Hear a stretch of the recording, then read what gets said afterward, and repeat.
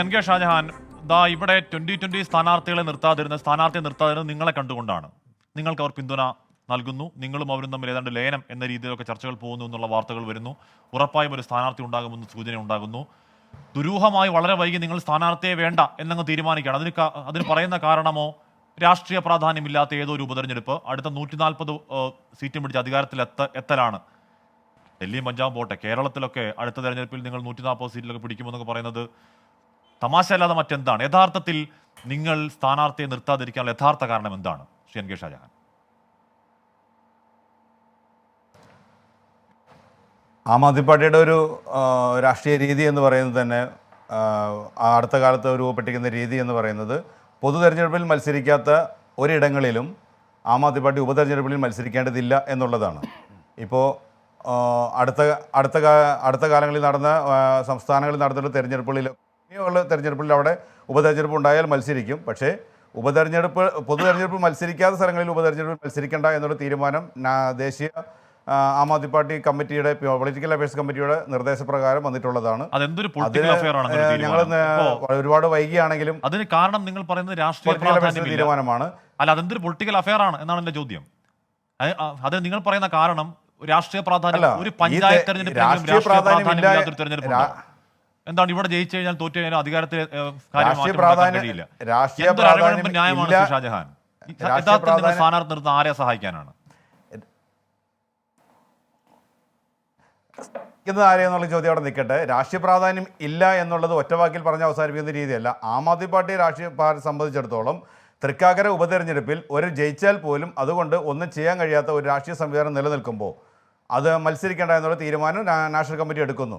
മത്സരിക്കണമെന്ന് നിർബന്ധമായി നമ്മൾ ആഗ്രഹിക്കുകയും സംസ്ഥാന സമിതി ആഗ്രഹിക്കുകയും അതിനുവേണ്ടി പ്രവർത്തിക്കുകയൊക്കെ ചെയ്തതാണ്. അവസാന നിമിഷം വരെ, ഇന്ന് രാവിലെ വരെ നിർബന്ധമായി നമ്മൾ അതിനുവേണ്ടി സ്ഥാനാർത്ഥികൾ ലിസ്റ്റ് കൊടുക്കുകയൊക്കെ ചെയ്തിരുന്നു. പക്ഷേ നിർഭാഗ്യവശാൽ നമുക്ക് അവസാനം വന്ന തീരുമാനം മത്സരിക്കേണ്ട എന്നുള്ളത് തന്നെയാണ്. പിന്നെ സഹായിക്കുക എന്നുള്ളത് ഞങ്ങളെ സംബന്ധിച്ചിടത്തോളം ആരെയെങ്കിലും സഹായിക്കലല്ലല്ലോ ഞങ്ങളുടെ ദൗത്യം എന്ന് പറയുന്നത്. ഇവിടെ ഇത്രയും കാലങ്ങളായിട്ട് ഇന്ത്യൻ ജനാധിപത്യത്തിൻ്റെ മൗലിക അവകാശങ്ങൾ കിട്ടാതെ പോയ, അല്ലെങ്കിൽ ജനങ്ങളുടെ അവകാശം കിട്ടാതെ പോയ അവകാശങ്ങൾ ജനങ്ങൾക്ക് കൊടുക്കുക എന്നുള്ളതല്ലേ ആം ആദ്മി പാർട്ടി ഇപ്പോൾ ഭരിക്കുന്ന സംസ്ഥാനങ്ങൾ ചെയ്തുകൊണ്ടിരിക്കുന്നത്. അത് തന്നെയാണല്ലോ കേരളത്തിൽ നമുക്ക് ചെയ്യാൻ ആഗ്രഹിക്കുന്നതും. അതൊരു രാഷ്ട്രീയ പ്രാധാന്യം ഇല്ല എന്നല്ല അതിനർത്ഥം. രാഷ്ട്രീയ പ്രാധാന്യമുള്ള എല്ലാ തെരഞ്ഞെടുപ്പിലും രാഷ്ട്രീയ പ്രാധാന്യമുള്ളതാണ്. ആം ആദ്മി പാർട്ടിയെ സംബന്ധിച്ചിടത്തോളം ഇപ്പോൾ LDFന് ഒരു സീറ്റ് കിട്ടിയാലും പ്രത്യേകിച്ച് രാഷ്ട്രീയ മാറ്റം സംഭവിക്കാൻ പോകുന്നില്ല. UDF നിലനിർത്തിയാലും പ്രത്യേകിച്ച് രാഷ്ട്രീയ മാറ്റം സംഭവിക്കാൻ പോകുന്നില്ല. അതിനെയാണ് നമ്മൾ രാഷ്ട്രീയ മാറ്റം ഇല്ല എന്ന് പറഞ്ഞിട്ടുള്ളത്. അങ്ങനെയൊക്കെ വിചാരിച്ച് താല്പര്യമില്ല എന്ന് പറഞ്ഞിട്ടുള്ളൂ. അങ്ങനെയൊക്കെയുള്ള വിലയിരുത്തലിൽ സ്ഥാനാർത്ഥിയെ നിർത്തേണ്ടതില്ല എന്നുള്ളതിൽ എന്ത് രാഷ്ട്രീയ നയമാണ് ശ്രീ? എനിക്ക് മനസ്സിലാവുന്നില്ല. ഇപ്പം നിങ്ങൾക്ക് 2014 ലോക്സഭാ തെരഞ്ഞെടുപ്പിൽ എൻ്റെ ഓർമ്മ ശരിയാണെങ്കിൽ 9,000-ന് മുകളിൽ വോട്ട് അന്നേ കിട്ടിയതാണ്. അതെനിക്കൊന്ന പാർട്ടി രൂപീകരണ സമയമാണ്. അനിതാ പ്രതാപാണ് മത്സരിച്ചാണ് എൻ്റെ ഓർമ്മ. ഈ തൃക്കാക്കര മണ്ഡലത്തിൽ കേന്ദ്രീകരിച്ച് അപ്പോൾ നിങ്ങൾക്ക് അത്യാവശ്യം വോട്ടുണ്ട് അവിടെ അത്യാവശ്യം ബേസ് ഉണ്ട്. നിങ്ങൾ ഈ കഴിഞ്ഞ 1.5 വർഷം നന്നായി പ്രവർത്തിക്കുന്നുണ്ട്. കുറച്ചുകൂടി മാത്രമല്ല, ഈ പറയുന്ന കവല ചർച്ചകളിലൊക്കെ നിങ്ങളുടെ തൊപ്പിയിട്ട കുറേ അധികം ആളുകൾ എപ്പോഴും കാണാറുമുണ്ട്. ഈ തെരഞ്ഞെടുപ്പിൽ തന്നെ. അപ്പോൾ നിങ്ങളുടെ ഈ പ്രവർത്തകർ ആർക്ക് വോട്ട് ചെയ്യണം എന്നുള്ളതാണ് നിങ്ങൾക്ക് പറയാനുള്ളത് ശ്രീ ഷാജഹാൻ? ആം ആദ്മി പാർട്ടിയുടെ പ്രവർത്തകർ തൃക്കാക്കര മണ്ഡലത്തിൽ ആർക്ക് വോട്ട് ചെയ്യണം എന്നുള്ളത് ഈ വരുന്ന 15-ാം തീയതി അടുത്ത ഞായറാഴ്ച ഞങ്ങളെ ബഹുമാനപ്പെട്ട നേതാവ് ശ്രീ അരവിന്ദ് കെജ്രിവാൾ കേരളം സന്ദർശിക്കുന്നുണ്ട്. ആ മീറ്റിംഗിൽ വെച്ച് പ്രഖ്യാപിക്കുമെന്നാണ് നമ്മൾ വിശ്വസിക്കുന്നത്. അവിടെ ആ പ്രഖ്യാപനത്തിലൂടെയാണ് അതറിയാൻ കഴിയുക. ഞാൻ നേരത്തെ പറഞ്ഞതുപോലെ തന്നെ വീണ്ടും പറയുക, ഇത് രാഷ്ട്രീയപരമായിട്ട് തെരഞ്ഞെടുപ്പിന് യാതൊരു പ്രാധാന്യമില്ല തെരഞ്ഞെടുപ്പ് എന്നല്ല നമ്മൾ പറഞ്ഞിട്ടുള്ളത്. ആം ആദ്മി പാർട്ടിയെ സംബന്ധിച്ചിടത്തോളം അതിൽ ജയിച്ചാൽ പോലും ഒന്നും ചെയ്യാൻ കഴിയുന്ന സാഹചര്യം ഉണ്ടാകും എന്നുള്ളത് കൊണ്ട് തൽക്കാലം ഈ തെരഞ്ഞെടുപ്പിൽ നിന്ന് മാറി നിൽക്കാനാണ് നമ്മുടെ ദേശീയ നേതൃത്വം ആവശ്യപ്പെട്ടിട്ടുള്ളത്. അതുകൊണ്ട് മാത്രമാണ് മാറി നിൽക്കുന്നത്. ഇത് പൂർണ്ണമായിട്ട് സംതൃപ്തിയോടെ നമ്മൾ മാറി നിൽക്കുകയല്ല. ഞങ്ങൾക്കെല്ലാം വലിയ ബുദ്ധിമുട്ടുണ്ട്, സങ്കടമുണ്ട്. അപ്പോൾ നിങ്ങൾ സംഘടനാപരമായി ഇവിടെ നിൽക്കും. പക്ഷേ കേരളത്തിന്റെ അധികാര സ്ഥാനത്തേക്ക് വരുന്നത് 140 സീറ്റും പിടിച്ചുകൊണ്ട് അധികാരത്തിലേക്ക് എത്തുക എന്ന അവസ്ഥയിലേ ഉള്ളൂ. അങ്ങനെയാണോ? അത് അസാധ്യമെന്ന് പറയാനൊന്നും കഴിയില്ലല്ലോ. ഇപ്പോൾ നമ്മൾ ഡൽഹി കണ്ടു, നമ്മൾ പഞ്ചാബ് കണ്ടു, ഇനിയിപ്പോൾ ഈ വർഷം അവസാനം നടക്കാൻ പോകുന്ന ഗുജറാത്തും കൂടി നമ്മൾ കണ്ടു കഴിയുമ്പോൾ അതൊരു അസാധ്യമാണെന്ന് പറയാൻ നമുക്ക് ഇന്നത്തെ അവസ്ഥയിൽ കഴിയില്ലല്ലോ. ഏതെങ്കിലും ഒരു രാഷ്ട്രീയ പാർട്ടിക്ക് വോട്ട് ചെയ്യാൻ ഗതികേട്ടിലേക്ക് വന്നുപോയ കേരള ജനതയ്ക്ക് മറ്റൊരു ബദൽ ഉണ്ടാകണമെന്ന് ആഗ്രഹിക്കാത്തവരല്ലല്ലോ. ഇപ്പോൾ ബഹുമാനപ്പെട്ട ആശ്മി തന്നെ പറയുന്നു, നിങ്ങൾ തന്നെ പറയുന്നു, ഇവിടെ ജനങ്ങളോട് ചോദിച്ചാൽ ജനങ്ങൾ ആം ആദ്മി പാർട്ടി വോട്ട് ചെയ്യാമെന്ന് പറയുന്നുണ്ട്. എന്തുകൊണ്ടാണ് ആം ആദ്മി പാർട്ടി വോട്ട് ചെയ്യാമെന്ന് പറയുന്നത്? ഒരു ബദൽ രാഷ്ട്രീയം ആഗ്രഹിക്കുന്നുള്ളത് കൊണ്ടാണ്. ആ ബദൽ രാഷ്ട്രീയത്തെ നിലവിലെ ഇടതുപക്ഷമോ ഇടതു മുന്നണിയോ വലതു മുന്നണിയോ മുന്നോട്ട് വയ്ക്കുന്ന രാഷ്ട്രീയങ്ങളുടെ രാഷ്ട്രീയം നമുക്കറിയാം. ആ രാഷ്ട്രീയത്തിലോട് അറപ്പോ വെറുപ്പോ തോന്നിയിട്ടുള്ള ഒരു സമൂഹം ഇവിടെ ഉണ്ടെന്നുള്ള കാര്യം അറിയാം. ഒരു മാറ്റം കേരള ജനത ആഗ്രഹിക്കുന്നുണ്ട് എന്നുള്ള കാര്യം നമുക്കറിയാം. അതുകൊണ്ട് തന്നെ അടുത്ത തെരഞ്ഞെടുപ്പുകളിൽ ആം ആദ്മി പാർട്ടിയെ ജനം സ്വീകരിക്കുന്നില്ല എന്ന് നമുക്ക് പറയാൻ കഴിയില്ല. 140 സീറ്റ് നേടില്ല എന്ന് പറയാനും കഴിയില്ല. നമ്മൾ ഇതിനു മുമ്പുള്ള തെരഞ്ഞെടുപ്പിൽ 2 നിയമസഭാ തെരഞ്ഞെടുപ്പിൽ ഡൽഹിയിലും പഞ്ചാബിലും അത് കണ്ടതുമാണ് നമ്മൾ. പഞ്ചാബിൽ നിങ്ങൾ പ്രതിപക്ഷത്തായിരുന്നു, ഡൽഹിയിൽ നിങ്ങൾ ആ രീതിയിൽ ഒരു മുന്നേറ്റം നടത്തിയതാണ്. ഡൽഹിയും പഞ്ചാബും അല്ല കേരളം, അതിനേക്കാൾ രാഷ്ട്രീയ പ്രബുദ്ധമായ ഒരു സംസ്ഥാനമാണ് കേരളം. ഓരോ വ്യക്തിക്കും വ്യക്തമായ രാഷ്ട്രീയമുള്ള നാടാണ് കേരളം. അവിടെ ഈ പറയുന്ന 140 സീറ്റ് നേടി അധികാരത്തിൽ വരിക എന്നുള്ളതൊക്കെ നിങ്ങളുടെ വിശ്വാസം നിങ്ങളെ രക്ഷിക്കട്ടെ. ഞാൻ എത്താം ഷാജഹാൻ. ശ്രീ ജ്യോതികുമാർ ചാമക്കൽ എത്തും മുൻപ് ഇപ്പോഴും ഈ പറഞ്ഞ സഭാവിവാദം വിടാൻ തയ്യാറാവുന്നില്ല മുന്നണികൾ. ഇന്ന് പി രാജീവിന്റെ ഒരു പ്രതികരണം വളരെ പെട്ടെന്ന് അതിലേക്ക് എത്തിയിട്ട് ഞാൻ ശ്രീ ചാമക്കാലിലേക്ക് എത്താം. റെഡ് ക്രോസിന്റെ ചിഹ്നം കാണുമ്പോൾ തന്നെ ഇങ്ങനെ തോന്നണമെങ്കിൽ അത്രയും ഒരു വെറുപ്പ് ഈ ചിഹ്നത്തോടുണ്ടോ, മതചിഹ്നത്തോടുണ്ടോ എന്നാണ് സംശയിക്കേണ്ടത്. ആ ക്രോസ് റെഡ് ക്രോസിന്റെ 4 ഒരേപോലെ ഉള്ളതാണ്. വേറൊരു ക്രോസ് ഉണ്ട്, അതൊരു മതചിഹ്നമാണ്, അതൊന്ന് താഴോട്ട് നീളും. അപ്പോൾ റെഡ് ക്രോസ് കാണുമ്പോൾ പോലും ഇങ്ങനെ ഹാലിളകുന്നൊരവസ്ഥയിലേക്ക് എങ്ങനെയാണ് പ്രതിപക്ഷ നേതാവ്? ജ്യോതികുമാർ ചാമക്കൽ, അതായത് കുരിശ് എന്നുള്ളത് പറഞ്ഞില്ല എന്നുള്ളത് പി രാജീവ്. കുരിശ് കാണുമ്പോൾ പ്രതിപക്ഷ നേതാവിന് ഹാലിളകുന്നു. എന്തിനാണ് മതചിഹ്നങ്ങളോട് ഇത്രമാത്രം വെറുപ്പ് എന്ന് ചോദിക്കുകയാണ്. അതായത് ആ വിഷയത്തിൽ പറയാൻ കഴിയുന്നതിന് അങ്ങേയറ്റം തീവ്രതയിൽ അടിച്ചിരിക്കുന്നു പി രാജീവ്. ഇടതുപക്ഷം കുഴിച്ചൊരു കെണിയിൽ നിങ്ങൾ പോയി വീഴുകയും അതിൽ നിന്ന് കരകയറാനാവാത്ത വണ്ണം കൈകാലിട്ടടിക്കുകയുമാണോ ശ്രീ ചാമക്കാല? ഹാഷ്മി, ഞങ്ങൾ ഏത് കെണിയിലാണ് വീണിട്ടുള്ളത്? ഞങ്ങൾക്ക് ഞങ്ങളുടെ അജണ്ട തീരുമാനിക്കുന്നതിൽ, സ്ട്രാറ്റജി തീരുമാനിക്കുന്നതിൽ ഞങ്ങൾക്ക് കൃത്യമായ പ്ലാനിംഗ് ഉണ്ട്. അതനുസരിച്ച് തന്നെ ഞങ്ങൾ പൊയ്ക്കൊണ്ടിരിക്കുന്നു. ഇവിടെ ഞങ്ങൾ ഒരു ഘട്ടത്തിൽ പോലും ഈ ബിഷപ്പുമായി ചേർന്നോ പള്ളിയുമായി ചേർന്നോ അവരുടെ സ്ഥാനാർത്ഥിയാണെന്നോ ഞങ്ങൾ ഒരു ഘട്ടത്തിലും പറഞ്ഞിട്ടില്ല. പക്ഷെ പറയാതെ പറഞ്ഞുകൊണ്ടേയിരിക്കുന്നത് CPM ആണ്. അതിൻ്റെ ബാക്കി പത്രമാണ് ശ്രീ രാജീവ് ഇപ്പോഴും പറഞ്ഞുകൊണ്ടിരിക്കുന്നത്. ഞങ്ങൾ ആ ചൂണ്ടയിലൊന്നും കൊത്തില്ല, ഞങ്ങൾ കൊത്തിയിട്ടുമില്ല, കൊത്തുകയുമില്ല. പക്ഷേ രാജീവിനെ പോലെ അതൊക്കെ താങ്കളുടെ ധാരണയല്ലേ? എവിടെയാണ് ഞങ്ങൾ ഇത്തരത്തിൽ സംസാരിച്ചത്? ബാഹ്യസമ്മർദ്ദം എന്ന് സതീശൻ പറയുന്നു. സ്ഥാനാർത്ഥി നിർണയത്തിൽ എന്തോ ബാഹ്യസമ്മർദ്ദം പറയുന്നു. അവിടെ പെട്ടു നിൽക്കുമ്പോൾ PC ജോർജ് പറയുന്നു എന്റെ സ്വന്തം പയ്യനാണ്. PC ജോർജിന്റെ വാവിട്ട വാക്കിൽ കയറി പിടിച്ച് കേരളത്തിന്റെ പ്രതിപക്ഷ നേതാവ് പറയുകയാണ് PC ജോർജിന്റെ സ്ഥാനാർത്ഥിയാണ്, PC ജോർജ് പി രാജീവിനോട് പറഞ്ഞ് നിർത്തിയ സ്ഥാനാർത്ഥിയാണ്. എന്താണ് ശ്രീ ചാമക്കാല അതല്ലേ ഇവർ എൻഗേജ് ചെയ്യുന്നത്? ശരിയാണെന്നേ. ഇപ്പോ ഈ പറയുന്ന സമുദായ സമവാക്യങ്ങൾ നോക്കാത്ത മുന്നണിയൊന്നുമില്ല. അതിലേക്ക് കൃത്യമായി ആ ഇട്ട കെണിയിൽ നിങ്ങൾ പോയി വീഴുകയും നിങ്ങൾ പോയി കൊത്തുകയും അത് സജീവമാക്കി തന്നെ നിർത്തുന്നു പി രാജീവ് ഇന്നും പ്രതികരണത്തിലൂടെ. ഹാഷ്മി, ഈ തെരഞ്ഞെടുപ്പ് എടുക്കുമ്പോൾ താങ്കളിലെ SFIക്കാരും പുറത്തു വരരുത്. ഞാൻ തുടക്കത്തിൽ സൂചിപ്പിച്ചു, 2 പേരെ പാനലിൽ കൊണ്ടിരുത്തിയപ്പോൾ മുതൽ എനിക്ക് സംശയം ഉണ്ടായിരുന്നു. താങ്കൾ എന്നെ സംസാരിക്കാൻ പോലും അനുവദിക്കുന്നില്ല എന്നുള്ളതാണ്. ഞങ്ങളുടെ കാര്യം ഞങ്ങളല്ലേ പറയേണ്ടത്. താങ്കൾക്ക് സംശയം ഉണ്ടെങ്കിൽ ചോദിച്ചോളൂ. താങ്കൾ ഇങ്ങനെ സംസാരിക്കാൻ തുടങ്ങി അങ്ങനെ ശരിയാകുക? ഇവിടെ വളരെ കൃത്യമാണ് കാര്യങ്ങൾ. ഈ വിഷയവുമായി ബന്ധപ്പെട്ട് ബിഷപ്പിന്റെ ഭാഗത്തു നിന്നോ അല്ലെങ്കിൽ ആരെങ്കിലും ഇടപെടൽ ഉണ്ടായിട്ടുണ്ടെന്ന് ഞങ്ങളാരും പറഞ്ഞിട്ടില്ല. ബാഹ്യശക്തികൾ എന്താണെന്ന് വ്യക്തമായി ശ്രീ VD സതീശൻ പറഞ്ഞിട്ടുണ്ട്. PC ജോർജ് പറയുന്നു എൻ്റെ സ്വന്തം ചെറുക്കനാണ്, എനിക്ക് ഉമ്മയും തന്നിട്ടാണ് പോയിരിക്കുന്നത് അവരുടെ ചക്കരമുത്ത് എന്ന് പറയുമ്പോൾ അതിനകത്ത് എന്താ കൊള്ളുന്നത്? ബാഹ്യശക്തികളുടെ ഇടപെടൽ. ഞാൻ ചോദിക്കട്ടെ, എന്തുകൊണ്ടാണ് നമ്മുടെ കൂടെ ഇപ്പോൾ ഇരിക്കുന്ന അരുൺകുമാർ മാറിയത്? അരുൺകുമാറിന് ഒരു പക്ഷേ പറയാൻ പറ്റുമായിരിക്കും അങ്ങനെയല്ല ഇങ്ങനെ. അരുൺകുമാർ തന്നെ പല മാധ്യമപ്രവർത്തകരോടും പറഞ്ഞിട്ടില്ലേ ഞാനാണ് സ്ഥാനാർത്ഥി എന്ന് ഉറപ്പിച്ചു എന്ന്? അരുൺകുമാർ ഇപ്പം നിഷേധിക്കുമായിരിക്കാം, പക്ഷേ എനിക്ക് ഉറപ്പുണ്ട് അരുൺകുമാർ അത് പറഞ്ഞിട്ടുണ്ട് എന്ന്. ഞാൻ അതൊന്നും നിഷേധിക്കുന്നില്ല, അത് രാഷ്ട്രീയമാണ്. ആയിക്കോട്ടെ, ഞാൻ ഇപ്പോഴും വിശ്വസിക്കുന്നു അരുൺകുമാറിനെ എന്തുകൊണ്ട് മത്സരിപ്പിച്ചില്ല? ഒരു ഭാഗത്ത് അത് നിൽക്കുന്നു, മറുഭാഗത്ത് ഞാൻ ചോദിക്കട്ടെ, ഇവിടെ ഞങ്ങൾ ഒരു ഘട്ടത്തിൽ പോലും ഇത്തരത്തിൽ പറഞ്ഞിട്ടില്ല. ഇത്തരത്തിൽ ഒരു സ്ഥാനാർത്ഥിയെ തീരുമാനിച്ചു, ആ സ്ഥാനാർത്ഥിയെ എന്തോ കേസ് ചെയ്തുകൊണ്ടിരിക്കുക, പ്രൊസീജിയർ ചെയ്തുകൊണ്ടിരിക്കുക എന്നൊക്കെ പറഞ്ഞ് ഞാൻ അതിൻ്റെ വിവാദങ്ങളിലേക്കൊന്നും പോകുന്നില്ല. പക്ഷേ തിരിച്ചു വന്നപ്പോൾ എന്തുകൊണ്ടാണ് സംസ്ഥാനത്തെ മന്ത്രി പോലും അങ്ങോട്ട് തിരക്കി പോകേണ്ടി വന്നത്? ലെൻ സെന്ററിലേക്ക് വിളിപ്പിച്ചാൽ ഈ സ്ഥാനാർത്ഥി വരില്ലായിരുന്നോ? അപ്പോൾ അതൊക്കെ നിങ്ങൾ വീണ്ടും അതേ കെണിയിൽ പോയി വീഴുകയാണ്. അത് തന്നെയാണ് രാജീവ് പറയുന്നത്. ബാക്ക്ഡ്രോപ്പിൽ കാണുന്ന ഒരു റെഡ് ക്രോസിന്റെ ചിഹ്നം കണ്ടാൽ അത് കുരിശാണ് തെറ്റിദ്ധരിക്കുന്നത്. എന്തിനാണ് ഇത്ര വെറുപ്പ്? നിങ്ങൾ വീണ്ടും അതിലേക്ക് തന്നെ പോവുകയല്ലേ? ഞാനൊന്ന് പറഞ്ഞു തീർക്കട്ടെ. താങ്കൾക്ക് അതാണ് ആവശ്യം. ഞാൻ പറയുന്നത് അങ്ങോട്ട് കേൾക്കൂ. ഞങ്ങൾ പറഞ്ഞത് കാര്യങ്ങൾ തന്നെയാണ്. ഞങ്ങൾ പറഞ്ഞതിന് അപ്പുറത്തേക്ക് ഒന്നും പോയിട്ടില്ല. ഞങ്ങൾ പറഞ്ഞ കാര്യങ്ങളിൽ തന്നെയാണ് ഞങ്ങൾ നിൽക്കുന്നത്. ഇത്തരത്തിലൊരു നിലപാടും ഇത്തരത്തിലൊരു ഒരു സംവേദനവും ആവശ്യമായിരുന്നത് പി രാജീവിനാണ്. പിന്നെ അദ്ദേഹം ചോദിക്കുന്നു ഞങ്ങൾ എന്നും മതമേലധ്യക്ഷന്മാർ ഏത് മതത്തിൻ്റെതായാലും ഞങ്ങൾ യോജിച്ചിട്ടേ പോയിട്ടുള്ളൂ ഹാഷ്മി. ഞങ്ങൾ ഒരു ഘട്ടത്തിലും ആരുമായും പിണങ്ങാൻ പോയിട്ടില്ല, രാഷ്ട്രീയമായിട്ട് പോലും പിണങ്ങാൻ പോയിട്ടില്ല. ഞാൻ തിരിച്ചൊന്ന് ചോദിക്കട്ടെ, ഇവിടെ 1957 മുതൽ ആരാ പിണങ്ങിയിട്ടുള്ളത്? പള്ളിയിൽ അച്ഛനും പിള്ളച്ചനും ചേർന്നുള്ള സമരമാണ് 1957 നടന്ന വിമോചന സമരം എന്ന് പറഞ്ഞിട്ടുള്ളത് ആരാണ്? കുപ്പായക്കാരുടെ കച്ചവടം നടക്കാത്തത് കൊണ്ടാണ് ഈ പിന്നെ എന്താ പറയുന്നത് വിമോചന സമരവുമായി ഇറങ്ങിയതെന്ന് ആരാ പറഞ്ഞിട്ടുള്ളത്? 87 പി ജെ ജോസഫിനെ മുന്നണിയിലേക്ക് ക്ഷണിച്ചപ്പോൾ പറഞ്ഞ എന്താ വാചകം? പള്ളിക്കാരെയും പട്ടക്കാരെയും പുറത്താക്കിയിട്ട് വരും, എന്നിട്ട് നമുക്ക് ആലോചിക്കാമെന്നല്ലേ. മത്തായി ചാക്കോ അദ്ദേഹത്തിൻ്റെ അന്ത്യ കൂദാശ നിർവഹിച്ചു എന്നൊരു പുരോഹിതൻ പറഞ്ഞപ്പോൾ, ഒരു ബിഷപ്പ് പറഞ്ഞപ്പോൾ, ഒരു തിരുമേനി പറഞ്ഞപ്പോൾ അദ്ദേഹത്തെ നികൃഷ്ട ജീവി എന്നല്ലേ വിളിച്ചത്? ഞങ്ങളാണോ വിളിച്ചിട്ടുള്ളത്? അതൊക്കെ ഞങ്ങളെ കൊണ്ട് പറയണോ? സ്വാശ്രയ കോളേജ് വിഷയത്തിൽ MA BB എന്താ പറഞ്ഞിട്ടുള്ളത്? രൂപത എന്നാൽ രൂപത എന്നാ പറഞ്ഞിട്ടുള്ളത്. ഞങ്ങളാണോ പറഞ്ഞിട്ടുള്ളത്?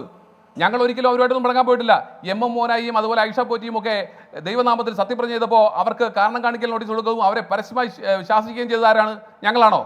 ഒരു PSC മെമ്പർ, ഇപ്പോഴുള്ള ഒരു PSC മെമ്പർ, അദ്ദേഹം കല്യാണം കഴിക്കാൻ വേണ്ടി DYFയോട് എഴുതി ചോദിച്ചു, ഞാൻ പള്ളിയിൽ വെച്ച് കല്യാണം കഴിച്ചോട്ടെ എന്നിട്ട് പെർമിഷൻ മേടിച്ച് കല്യാണം കഴിക്കേണ്ട സാഹചര്യം ഇവിടെ ഉണ്ടായിട്ടുണ്ട്. ഒരു ഇരട്ട കുട്ടികളുടെ അച്ഛനായ MLA അദ്ദേഹത്തിന് കുട്ടികളുടെ മാമോദീസ മുക്കാൻ വെളുപ്പാൻ കാലത്ത് ആരും അറിയാൻ നടത്തേണ്ടി വന്നിട്ടുണ്ട്. അപ്പോൾ അവിടെയൊക്കെ മെത്രാന്മാരെയും പള്ളിക്കാരെയും ഒക്കെ തെറിയും വിളിച്ച് നടന്നിട്ടുള്ളത് ആരാണെന്ന് നമുക്കറിയാം, കേരളീയ സമൂഹത്തിന് അറിയാം. ഞങ്ങൾ ഒരിക്കലും അങ്ങനെ ചെയ്തിട്ടില്ല ഹാഷ്മി. ഇത് പറയാൻ തന്നെയാണ് ഞാൻ ഇത് ആവർത്തിച്ചത്. ഞങ്ങൾ ഒരിക്കലും അങ്ങനെ സഭാ നേതൃത്വമായോ ഏതെങ്കിലും സാമുദായിക സംഘടനാ നേതാക്കന്മാരുമായോ യുദ്ധത്തിന് ഞങ്ങൾ പോയിട്ടില്ല. അതിൻ്റെയൊക്കെ ചരിത്രമുള്ളത് CPM-നാണ്, രാജീവിൻ്റെ പാർട്ടിക്കാണ്, LDF-നാണ്, മുഖ്യമന്ത്രിക്കാണ്, MA BB ഉൾപ്പെടെയുള്ള നേതാക്കന്മാർക്കാണ്. നിഷേധിക്കാൻ കഴിയുമോ? നിഷേധിക്കാമെങ്കിൽ നിഷേധിക്കട്ടെ. കഴിയുമോ? അപ്പോൾ അതൊന്നും പറഞ്ഞ് ഞങ്ങളെ പേടിപ്പിക്കണ്ട. ഞങ്ങൾ എല്ലാ നേതൃത്വവും എല്ലാ സാമുദായിക സംഘടനാ നേതാക്കന്മാരുമായും നല്ല റിലേഷൻഷിപ്പിൽ തന്നെയാണ് പോയിട്ടുള്ളത്. ഇക്കാര്യത്തിൽ ഞങ്ങളുടെ ഒരു നേതാക്കന്മാരുടെ ഭാഗത്തും വാവിട്ട് ഒരു വാക്ക് പോലും പോയിട്ടില്ല.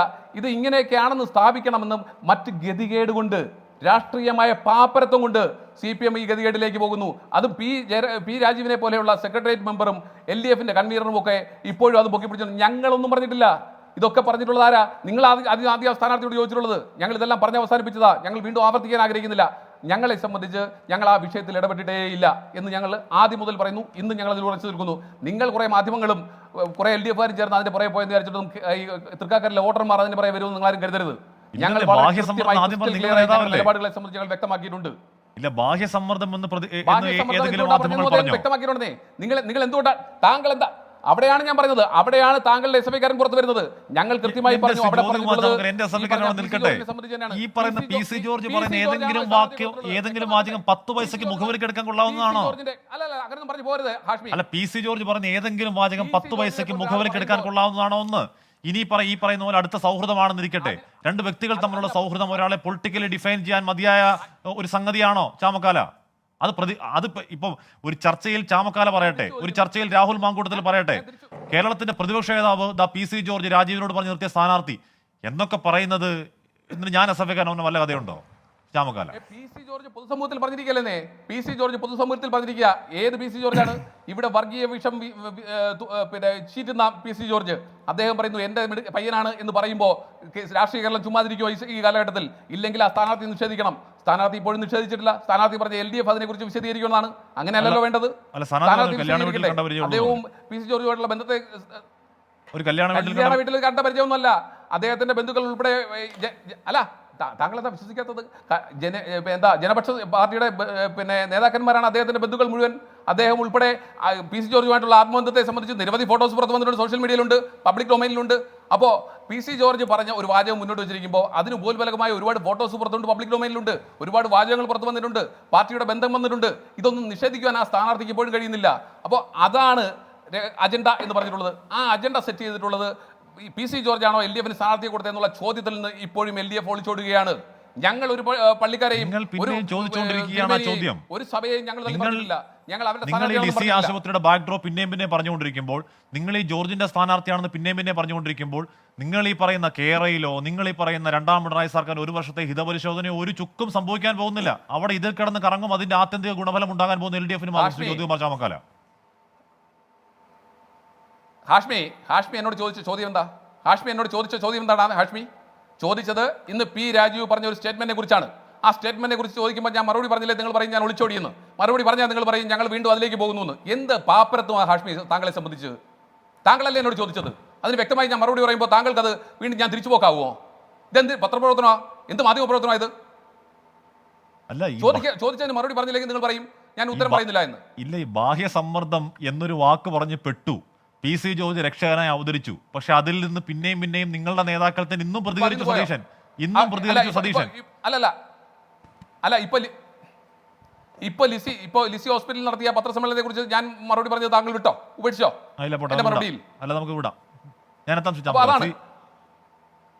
ശരി. ശ്രീ VV രാജേഷ്, ജ്യോതികുമാർ ചാമക്കാല പറഞ്ഞ് PC ജോർജ് വിമർശനങ്ങൾക്ക് പോലെ മറുപടി ഉണ്ടെങ്കിൽ പറഞ്ഞോളൂ. അതോടൊപ്പം നേരത്തെ അഡ്വക്കേറ്റ് KS അരുൺകുമാർ പറഞ്ഞു നിർത്തിയത്, ഈ ഒരു അർബൻ മണ്ഡലത്തിൽ വണ്ടി ഓടിക്കുന്ന ഒരുപാട് ആളുകളുള്ള മണ്ഡലത്തിൽ വണ്ടിയിൽ എണ്ണയടിക്കുന്ന ആരെങ്കിലും, വീട്ടിൽ ഗ്യാസ് ഉപയോഗിച്ച് കഞ്ഞി വെക്കുന്ന ആരെങ്കിലും നിങ്ങൾക്ക് വോട്ട് തരുമോ? ആ കഞ്ഞി വെക്കുന്ന വീട്ടിൽ പോയി വോട്ട് ചോദിക്കാൻ നിങ്ങൾക്ക് എങ്ങനെ ധൈര്യമുണ്ടാകും? തൃക്കാക്കരയിൽ ഇന്ന് കൊടുക്കേണ്ട വില 1006 രൂപയാണ് ഒരു കുറ്റി ഗ്യാസിന്. ശ്രീ VV രാജേഷ്, ഏറ്റവും ധൈര്യമുണ്ടാവുക ഞങ്ങൾക്കാണ്. കാരണം കേരളം ഭരിക്കുന്നത് LDF ആണ്. അരുൺകുമാർ ഒന്ന് പറഞ്ഞേ, സംസ്ഥാന സർക്കാരിന് കിട്ടുന്ന നികുതി ഇന്ത്യയിലെ പല സംസ്ഥാനങ്ങളും കുറച്ചപ്പോൾ നിങ്ങൾ എത്ര രൂപയാണ് കുറച്ചത്?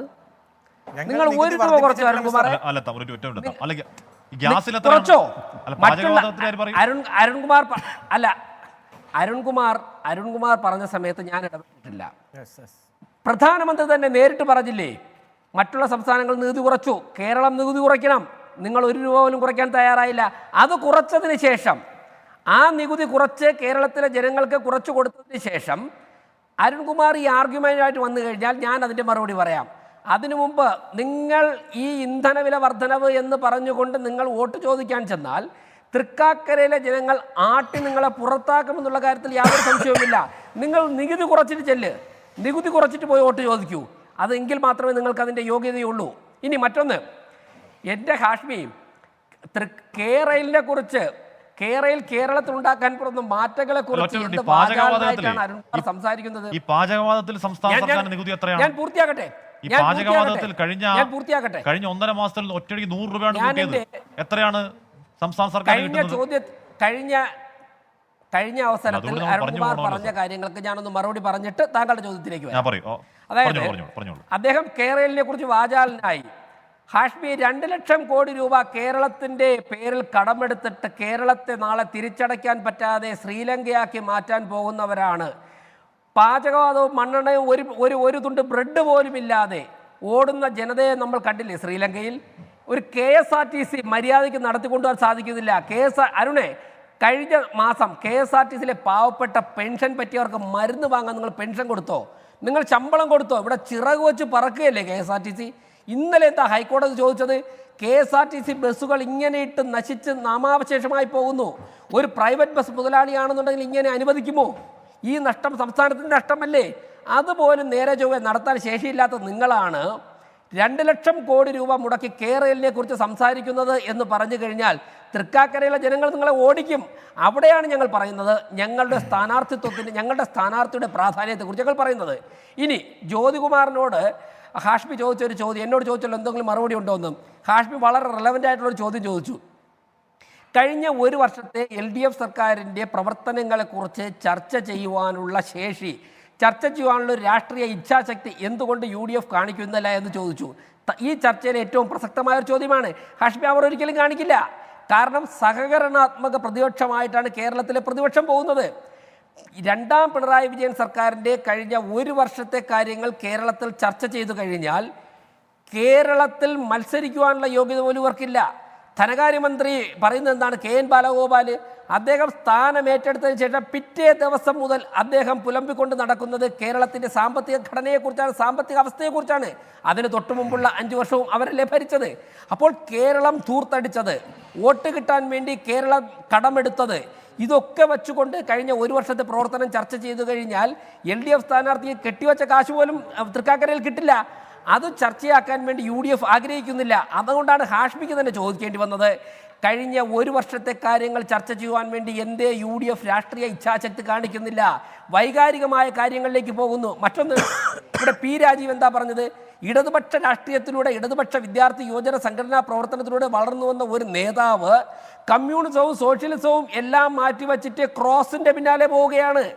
അത് ഒരു വികാരം ഇളക്കി വിട്ടുകൊണ്ട് വോട്ട് ചോദിക്കുവാനാണ് അദ്ദേഹം ശ്രമിക്കുന്നത്. ചെങ്ങന്നൂരിൽ സജി ചെറിയാൻ വിജയിച്ച സൂത്രവാക്യം, അരുവിക്കരയിൽ വിജയിച്ച സൂത്രവാക്യം, ഈ സമവാക്യത്തിൽ തൂങ്ങി നിന്നുകൊണ്ട് വിജയിക്കുവാൻ വേണ്ടിയിട്ടാണ് പിണറായി വിജയൻ ശ്രമിക്കുന്നത്. കഴിഞ്ഞ ഒരു വർഷത്തെ പ്രവർത്തനം ചർച്ച ചെയ്യുവാൻ വേണ്ടി അവരും ആഗ്രഹിക്കുന്നില്ല. ഈ രാഷ്ട്രീയ സാഹചര്യത്തിലാണ് ഞങ്ങളുടെ സ്ഥാനാർത്ഥിയുടെ, ഞങ്ങളുടെ സ്ഥാനാർത്ഥിത്വത്തിന്റെ നരേന്ദ്രമോദി ഗവൺമെന്റിന്റെ കഴിഞ്ഞ 1.5 മാസത്തിനിടയിൽ പാചകവാതകത്തിന് കൂട്ടിയ വില 100 രൂപയാണല്ലോ മിത്രമേ, ഞങ്ങൾ എങ്ങനെ ജീവിക്കും എന്ന് ഒരു പാവം വോട്ടർ ചോദിച്ചാൽ നിങ്ങളുടെ മറുപടി എന്താകും ശ്രീ പി രാജേഷ്? ഞങ്ങൾ ഇന്ധന വിലയുമായിട്ട് പാചകവാതക വിലയുടെ കാര്യം ചോദിക്കുന്നു. ഇന്ധന വില നമ്മൾ ഒരുപാട് സംസാരിച്ചതാണ്. സംസ്ഥാനവും കുറയ്ക്കില്ല, കേന്ദ്രവും കുറയ്ക്കില്ല. സംസ്ഥാനത്തിന്റെ മറുപടി കേരളം നികുതി കുറയ്ക്കാൻ കേരളം നികുതി കൂട്ടിയിട്ടില്ല. അതിനു മുമ്പ് കേരളം നികുതി കൂട്ടാൻ എങ്ങനെ പറ്റുന്നത്? കേരളത്തിൽ ഒരു രാജ്യമല്ലല്ലോ. ഹാഷ്മി എന്നോട് ഈ ചോദ്യം ചോദിക്കുന്നതിന് മുമ്പ് എന്തേ അരുൺകുമാറിനോട് പെട്രോളിയം ഉൽപ്പന്നങ്ങളുടെ സംസ്ഥാന സർക്കാരിന് കിട്ടുന്ന നികുതി കുറയ്ക്കാൻ തയ്യാറാകത്തതെന്ന് അരുൺകുമാറിനോട് ചോദിക്കുവാൻ ഹാഷ്മി താജ് ഇബ്രാഹിമിന്റെ നാവ് പൊങ്ങണം. ഹാഷ്മി എന്ന ആങ്കർ ഇടതുപക്ഷത്തോട് ചോദിക്കാൻ വേണ്ടി ഹാഷ്മി തയ്യാറാകുന്നില്ല. ചോദിക്കും, ഉറപ്പായും ചോദിക്കും. സാർ, ഈ പാചകവാതക വില കഴിഞ്ഞ 1.5 മാസത്തിനിടയിൽ 100 രൂപ ശ്രീ വി രാജേഷ്, കഴിഞ്ഞ 1.5 മാസത്തിനിടെ പാചകവാതകത്തിന്റെ വില 100 രൂപ എന്തിനു കൂട്ടി, എങ്ങനെ കൂട്ടി, ഞങ്ങൾ അങ്ങനെ ജീവിക്കും എന്ന് ചോദിച്ചാൽ മറുപടി എന്താകും? അതിനു മുമ്പുള്ള മാസങ്ങളിൽ സംസ്ഥാന സർക്കാർ മറ്റുള്ള ഉത്തർപ്രദേശ് ഉൾപ്പെടെയുള്ള സംസ്ഥാനങ്ങൾ കുറച്ചപ്പോഴേക്കും കേരളം എത്ര പൈസ കുറച്ചു? രൂപ കുറയ്ക്കണ്ട, എത്ര പൈസ കുറച്ചു ചോദിക്കണം. അതിന് മറുപടി ചോദ്യം അറിയൂ. ഉറപ്പായിട്ടും ചോദിക്കും. എന്റെ തൃക്കാക്കര തെരഞ്ഞെടുപ്പ് സമയത്ത് താങ്കൾ പാചകവാതകത്തിന് വില കൂടി ഇന്നലെ 1.5 മാസത്തിനിടയിൽ 100 രൂപ കൂടി ഇന്നലെയാണ്. കഴിഞ്ഞ മാർച്ചിൽ 50 രൂപ, ഇന്നലെ 50 രൂപ, 100 രൂപ. അതിനു മുൻ ഇന്ധനവില കുത്തനെ കൂടി. ഇന്ധനവില സഡൻ ബ്രേക്ക് ഇട്ടുന്ന എപ്പോഴാണ്? 5 സംസ്ഥാനങ്ങളെ തെരഞ്ഞെടുപ്പ് തീയതി പ്രഖ്യാപിച്ചു. സഡൻ ബ്രേക്ക് ഇട്ട് ഇന്ധനവില നിന്നു. 137 ദിവസം ഇന്ധനവില കൂടിയില്ല. തെരഞ്ഞെടുപ്പ് ഫലം തൊട്ട് പിറ്റേ ദിവസം വന്ന് പിന്നെ കൂടി തുടങ്ങി. അതിനു മുൻപത്തെ ഇലക്ഷൻ നിങ്ങൾ നിസ്സഹായതാ നാട്യം. ഞങ്ങൾ എന്ത് ചെയ്യും? കേന്ദ്ര സർക്കാരിന്റെ കയ്യിൽ ഒരു പിടുത്തവുമില്ല. ഇതൊക്കെ ആരെ പറ്റുക? ഇതൊക്കെ തൃക്കാക്കരയിലെ വോട്ടർമാർ ചോദിക്കും. മറുപടി പറയാൻ സജ്ജമായി വേണം പോകാൻ. 2014 മുതൽ നരേന്ദ്രമോദി ഗവൺമെന്റ് രാജ്യം ഭരിക്കുകയാണ്. ഇന്ധന വിലയിൽ വ്യത്യാസങ്ങൾ വന്നിട്ടുണ്ട്. പക്ഷേ അതിനുശേഷം നടന്ന തിരഞ്ഞെടുപ്പുകളിലൊക്കെ തന്നെ സാധാരണക്കാരായ ജനങ്ങൾ യാഥാർത്ഥ്യം തിരിച്ചറിഞ്ഞുകൊണ്ട് ഞങ്ങളുടെ ഗവൺമെന്റുകളെ വീണ്ടും അധികാരത്തിൽ കൊണ്ടുവന്നത് എന്നുള്ളൊരു വസ്തുത മനസ്സിലാക്കിയിട്ട് ഞങ്ങൾക്ക് നേർക്ക് ചോദ്യം പറഞ്ഞോളൂ. നിങ്ങൾ ചോദിക്കൂ, അരുണിനോട് ചോദിക്കൂ. ഇന്നലേക്ക് ഉണ്ടായിരുന്നല്ലോ, കഴിഞ്ഞ മാസങ്ങളുണ്ടായിരുന്നല്ലോ പെട്രോളിയം ഉൽപ്പന്നങ്ങളുടെ കാര്യത്തിൽ എത്ര രൂപ കുറച്ചു? പാചകവാതകത്തിന്റെ കാര്യത്തിൽ ഈ വീട്ടിലെ ഓരോ മനുഷ്യരെയും ബാധിക്കുന്ന വിഷയത്തിൽ ഇത്തരത്തിൽ കൊള്ള നടത്തുന്ന എന്തെങ്കിലും ന്യായം വി രാജേഷ് പറയാനുണ്ടോ? ഞാൻ അരുണിനോട് ചോദിച്ചോളാം. അരുണിനോട് ഉറപ്പായി യാതൊരു മനോവേദനയും ഇല്ലാതെ കേരളത്തിന്റെ ധനകാര്യമന്ത്രി KN ബാലഗോപാൽ ജനങ്ങൾ പറഞ്ഞില്ലേ, ഇന്ധനവില ഞങ്ങൾ നികുതി ഇനത്തിൽ 1 രൂപ പോലും സംസ്ഥാന സർക്കാർ കുറയ്ക്കില്ല എന്ന് പറഞ്ഞില്ലേ? മറ്റുള്ള സംസ്ഥാനങ്ങൾ, പല സംസ്ഥാനങ്ങളും കുറച്ചില്ലേ? നിരവധി സംസ്ഥാനങ്ങൾ കുറച്ചില്ലേ? എന്തുകൊണ്ടാണ് കുറയ്ക്കാത്തത്? അരുണിനോട് ചോദിക്കൂ. അരുൺ തൃപ്തികരമായ മറുപടി തരട്ടെ. അതിനുശേഷം എന്നോട് ആ ചോദ്യം പറയൂ. പാചകവാതകത്തിന്റെ ചോദിച്ചോളൂ. കാര്യത്തിൽ എന്നോട് മറുപടി പറയാതിരിക്കട്ടെ, പക്ഷെ തൃക്കാക്കരയിലെ അമ്മമാരോട് മറുപടി പറയാൻ തയ്യാറായി പോകണം. എനിക്ക് മറുപടി വേണ്ട, പോട്ടെ. തൃക്കാക്കരയിലെ അമ്മമാർ അടുക്കളയിൽ മറുപടി ഉണ്ടാവണം. ഈ പറഞ്ഞ ഇന്ധനത്തിന്റെ നിയന്ത്രണം ഞങ്ങളുടെ കയ്യിലല്ല എന്ന് നിങ്ങൾ പറയുമ്പോൾ ഈ പറഞ്ഞ ഇലക്ഷൻ സമയത്ത് മാത്രം എങ്ങനെയാണ് ബ്രേക്ക് ഇട്ട പോലെ വില വർധന നിൽക്കുന്നത് എന്ന് ചോദിക്കും. അതിന് മറുപടി കണ്ടെത്തണം ശ്രീ വി രാജേഷ്. ശരി, ഞാൻ എന്നോട് ചോദിക്കട്ടെ. എനിക്ക് ഉത്തമ ബോധ്യമുണ്ട്. ഞാൻ കൈരളി ചാനലിലല്ല ചർച്ചയിരിക്കുന്നത്. ഞാൻ ചർച്ചയ്ക്കിരിക്കുന്നത് 24 ചാനലിലാണ്, ന്യൂസ് 24-ലാണെന്ന് ഉത്തമ ബോധ്യത്തിലാണ് ഞാൻ ഇരിക്കുന്നത്. അതുകൊണ്ട് ഞാനൊരു ചോദ്യം പ്രതീക്ഷിക്കുകയാണ് അരുൺകുമാറിനോട്. മുഴുവൻ ചോദ്യങ്ങളും എന്നിലേക്ക് ചോദിച്ചിട്ട്